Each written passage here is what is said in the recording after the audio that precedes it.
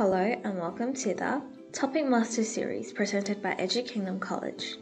In this video, we'll be looking at the surface area of 3D shapes. First of all, what is a surface area? Surface area is the total area of the external surface of a 3D shapes. It is essentially all of the faces and bases added together. As you can see, each 3D shapes can be split into many different 2D shapes. For example, a rectangular prism on the left here can be split into 4 rectangles and 2 smaller rectangles, whereas the square pyramid on the right here can be split into 1 square and then 4 triangles. Our first step is to understand the idea of how many faces and bases there are to figure out how many 2D shapes there are. In our last episode, we learned about faces and bases of 3D shapes. Finding the surface area of a prism follows 3 steps. Step 1 is to draw a table and list all the faces together. We have the faces of the square base and the rectangular faces.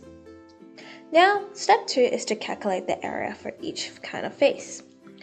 A square base has a length of 3 centimeters, so 3 times 3 is going to give us 9 centimeters squared.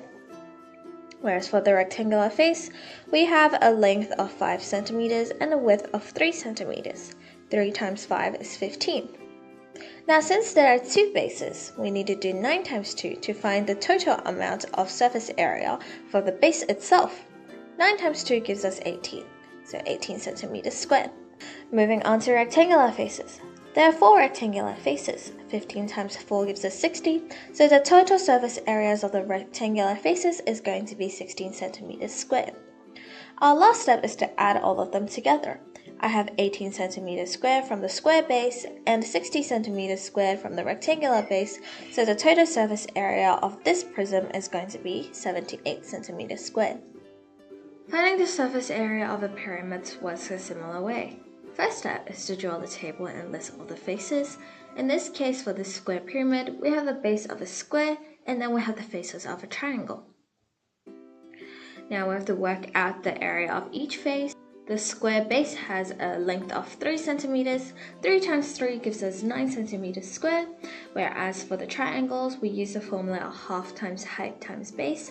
A half times the height of 8 times by 3 is going to give us 12.